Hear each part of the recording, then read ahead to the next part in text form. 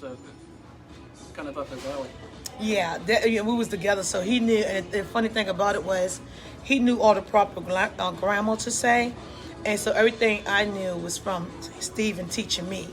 And I'm telling him not to. I didn't want to know that, or I didn't want to listen, but I heard, but I won't really paying a lot of attention to what was going on, Right. But it was in my mind, It was, but somebody can talk to you, and you can be not listening, but the whole time listening. Red light, you could be asleep, and somebody can talk to you in your sleep, and you don't know they're talking to you. But tomorrow morning, that subject will be in your head. And you're like, why am I thinking about that? Because the newest must start whispering in your ear when you were asleep. Right. Yeah. Hi, guys. I'm Rhoda, and this is Rick. Hi, guys. We're going to show you a little diversity. This is Rhoda and Rick right here. Rick is a journalist from Maryland or Baltimore? Maryland. Yes, he's a journalist, guys. He went to school. Actually, Rick went to school for journalism, and I'm doing street journalism. And it's two different. It's kind of like good to speak with him because I'm learning some things from him from the journalist part about it, the ones that been to school and graduated. Is it a bachelor you got? Master's. With a master in journalism. And here I am, a street reporter with a cell phone. Hey, Rick, can you tell me how long it took you to go to school for journalism? About 2 years, and I went for the print journalism track, which unfortunately is the really hard track to get into. Because newspapers are evolving, they're moving away from being newspapers. And journalism as a whole, it's a very volatile, very changing, very evolving field right now. And I worked for a magazine for a couple of years doing science and technology and society news, a lot of environmental policy, a lot of covering climate change, pollution issues, looking at world hunger and food insecurity and health problems across the globe and how we can move forward to fix them.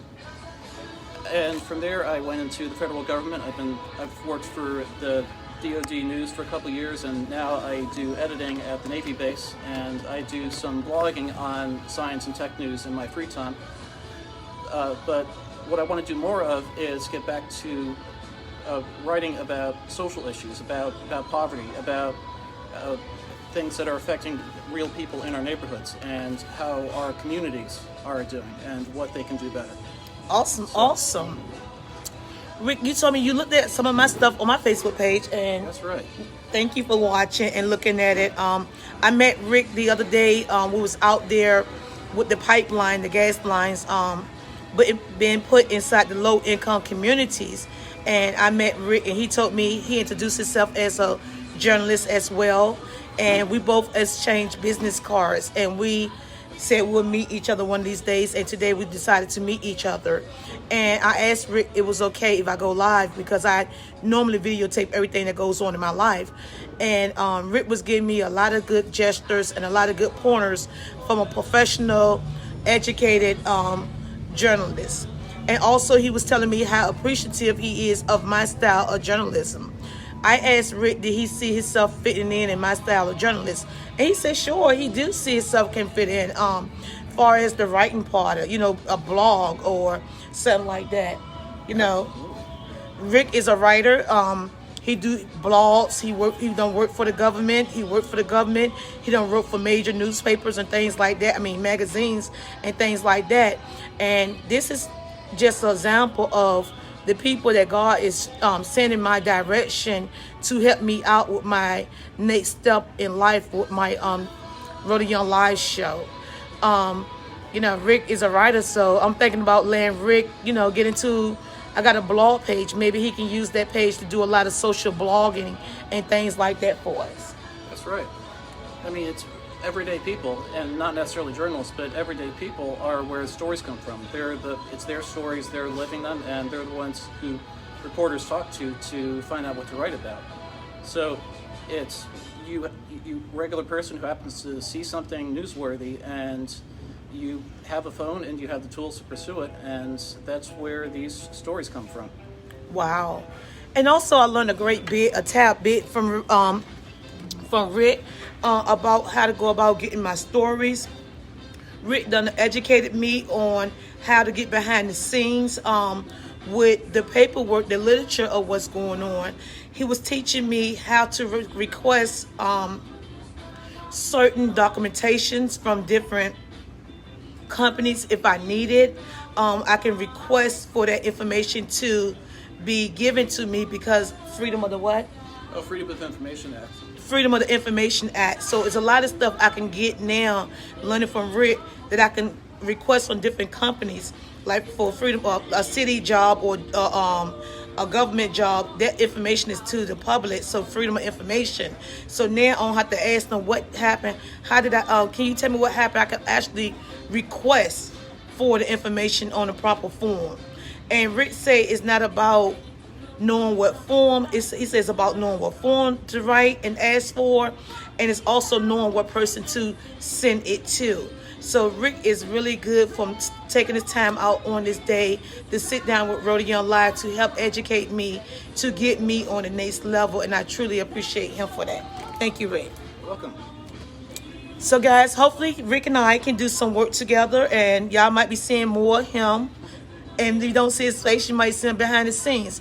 I'm also going to help Rick and his team of people that's out there that's making sure the low-income communities and stuff be treated fairly. You say you volunteer for the adult program. What was that about? Oh yeah, I'm very active in Coastal Virginia Unitarian Universalists. It's a Unitarian congregation in Virginia Beach, and we are a community of people who are socially conscious, socially active in trying to make the world a better place and trying to make Virginia Beach a better place. And other churchgoers and I are involved in a number of campaigns for social equity and social justice. A couple friends and I went one weekend ago to protest at the Wells Fargo Bank, which is investing in building a natural gas pipeline that's going to be constructed under underprivileged communities and potentially exposing already vulnerable populations to more health risks that they don't need. And it was there that I met Rhoda, and we exchanged numbers, and we had the chance to have this really great conversation tonight. And I thank you, Rick, for coming out, guys. And Rick, thank you for taking time out to speak. We're glad to. With me, guys. We're going to thank God for Rick, sending Rick our way, because he is a true blessing. He's another tool that I will be utilizing here on the Rotary Young Live show.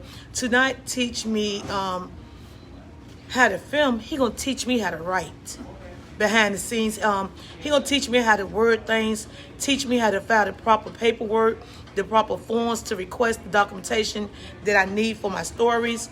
He gonna teach me more about humane society, about equal opportunity for all, not just for one, but for all people.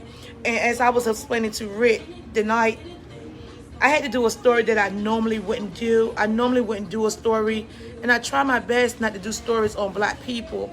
And I explained to Rick that I felt bad, but I had to get used to doing stories on Black people as well. I cannot be biased if I'm gonna be a journalist. You know, it's not fair that I can go into the Chinese restaurants, I can go into the Mexican restaurants, I can go into white businesses, but when I go into a Black business, you know, I feel awful, or I don't want to do it. It's not fair. I think if I'm gonna be a journalist, I'm gonna have to learn to be fair all the way across the board. It don't matter what color you are, what race you are. It's not personal. I'm a reporter. That's my job, and that's what I'm sent here to do. I'm here to report the news, not just what's happening to the Black people, but what the Black people are doing too in our community, to our own people.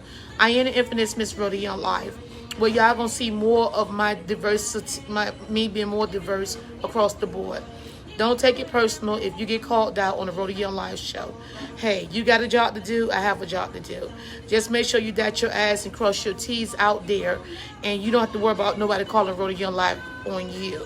Until we meet again, I'm Rotary Young Live, and this is Rick. And we'll see you again, guys. Hopefully Rick can help and teach me how to write a blog professionally, how to dot my I's and cross my T's, and how to request for different documentation from different programs. Thank you, Rick, for coming out. Thank you. You're welcome. Before Weaving News 10, Channel 3, and also Channel 13 News. We on the scene of this right now. Just like that, Rick. Just like that. Awesome.